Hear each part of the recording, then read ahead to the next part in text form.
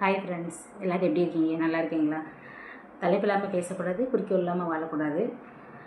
என்னடா வாழ்க்கைன்னு நினைக்கிறாங்களே அவங்களுக்கான பதிவு இது. தேடுதல் என்பது வாழ்க்கையை ரொம்ப ரொம்ப அழகாக்குங்க. தேடுதல் என்பது இல்லை என்றால் வாழ்க்கை ரொம்ப ரொம்ப போர் அடிச்சிடும். வாழ்க்கையில் எல்லாமே கிடச்சிருச்சுன்னு வச்சுக்கோங்களேன்.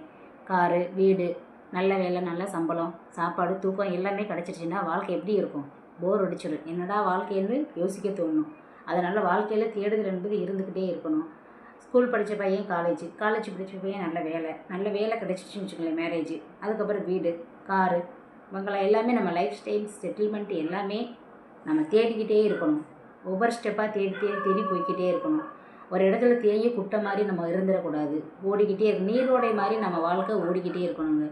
ஒரு இடத்துல குட்டை மாதிரி இருந்துச்சுக்கோங்க, நம்ம கிணத்து தவளையாக நம்ம மூளையும் அதிலே மங்கிடும். ஸோ நீரோட மாதிரி ஓடிக்கிட்டே இருக்கணும். ஓகேங்க, இந்த ஸ்பீச் பிடிச்சிருந்துச்சுன்னா